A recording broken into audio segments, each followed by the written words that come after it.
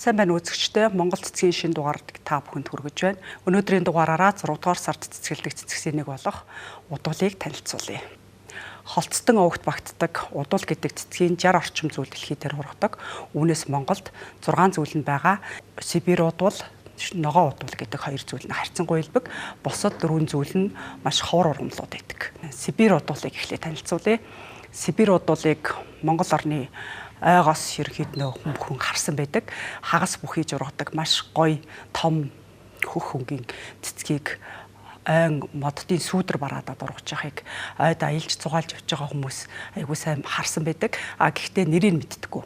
Энэ цэцгийг хүмүүс удал гэдэг нэрээр нь тогтоогоод авах хэрэгтэй. Доороос нь өнгийгээ тарах юм бол дотор талынх нь хэсэг нь цагаан, маш өндөр иштэй, гоё хөв хөнгийн дэлбэтэй. Дэлбээ нь бас тийм хонхон цэцэг хэлбэрийн. Энэ цэцгийг монголчууд эмийн ургамал гэж Монгол төвдийн уламжлалт анх ахуйнд өргөн хэрэгэлдэг. Ургамлуудыг хамгийн их эмийн найрлаганд орж байгаагаар нь ингэж хягсаагаад үзэхэд Монголдоо бол 26-д бичигдсэн байдаг. Монгол төвд 2 уламжлалт анх ахуйны эмнүүдийг жигсаахад бол 54-т ордог. Энэ Сибирь удуул дангаараа яг уламжлалт эмийн 126 эмэнд ордог. Одоо дангаар нь энийг эм болгож хэрэгэлдэггүй, хандалж уудаггүй, бусад ургамал одоо амьтны найрлаганд оруулаад эм хийдэг. Энэ цэцгийг монголчууд эртнээс элэг хамгаалах, ходоод, бөөр, дотор эрхтний эмчилгээнд өргөн хэрэгжилж ирсэн уламжлалтай. Энийг дангаар нь хэрэгэлдэггүй учраас монголчууд маань дангаар нь битгий тасалж хэрэглээрээ. Аливаа ургамлыг түүхэд хугацаа гэж байдаг. Бас алийг нь хэрэглэх үү, навчийг хэрэглэх юм уу, ишийг хэрэглэх юм уу, цэцгийг хэрэглэх юм уу, бас үндсийг хэрэглэх юм уу гэд өөр ялгаа байгаа. Тийм учраас цэцэг ургамлыг дураараа түүж таслах хэрэггүй. Одоо Сибирь удуулын хөх удуул гэж монголчууд нэрлэдэг. Удуул дотроо бас дараагийн монголчуудын нэлийн аягүй сайн мэддэг цэцэг нь болохоор ногоо удуул гэдэг. Цэцэг нь ногоо. Навч нь бас ногоон. Тийм болохоор хүмүүс нэг ойд явж байгаа ч юм уу энэ цэцгийг нэг төдийл ялгаж олж хараагүй байдаг.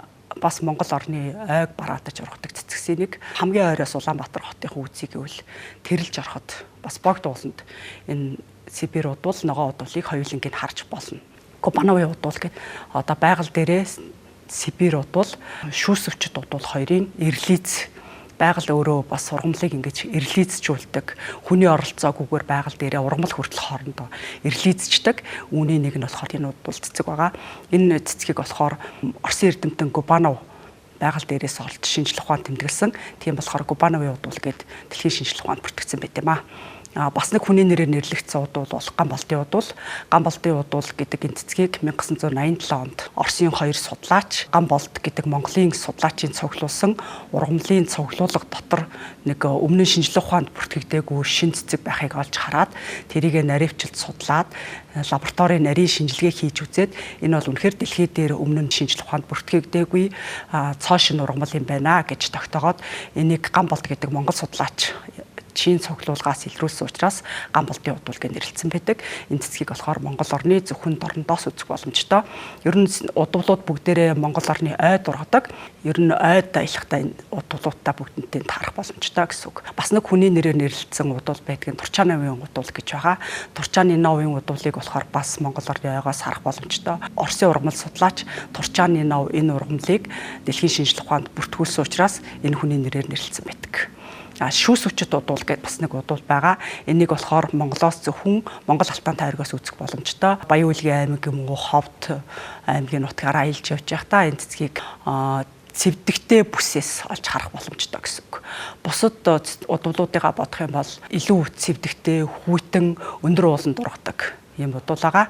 Шүүсвчд удуулахаар гаднаас нь яг харах юм бол Сибирь буюу нөгөө хөх удуултайгаа айгүй адилхан цэцгэнч өндөрнч ер нь дэлбэнд хүртэл ингээд яг хөх харагддаг.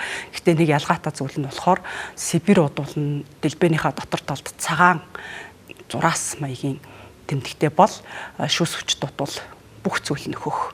Дотор талдаа ямар нэгэн өөр өнгө байхгүй. Үүгээр нь шүүсвчд удуул болоод Сибирь удуулыг хооронд нь ялгах боломжтой. Удуулыг болохоор дэлхийн шинжлэх ухаанд 1960-аад оноос эрчимтэй судалж эхэлсэн. Өмнө нь бол төвд монголчууд ч юм уу Азийн орнууд бол уламжлалт авах ухаандаа хэрэгэлдэг байсан. 1960 оноос дэлхийн шинжлэх ухаанд эрчимтэй судлаад энэ ургамалд байгаа химийн нэгдлүүдийг ялгаж авсан байдаг. Энэ ургамлын бусад ургамлаасаа ялгагдах гол онцлог нь флава алкалоид гэдэг тийм маш өвөрмөц бодис энэ удуул гэдэг цэцгэнд байдаг. Флава алкалоид гэдэг нь болохоор флавоноидтой, тэгсэн ирнэ алкалоидтой. Энэ бол тэр бүхэн ургамлаас холбоод байдаггүй. Энэ флавоноид, алкалоид хоёр хоорондоо ингэж нийлэгдээд байдаггүй.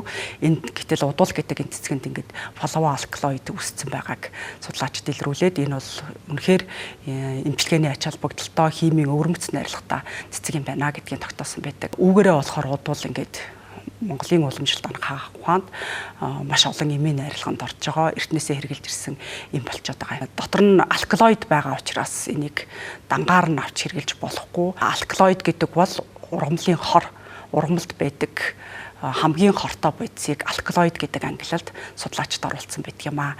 Тийм болохоор альва удуулыг байглаас нь битгий тасалж дур мэдэн хэрэглээрээ. Тэрний оронд зөвхөн зургийг аваад шинж тэмдгүүдийг хараад цэцэг харж баясаад явбал танд илүү баяр баясгалан авчрах болно.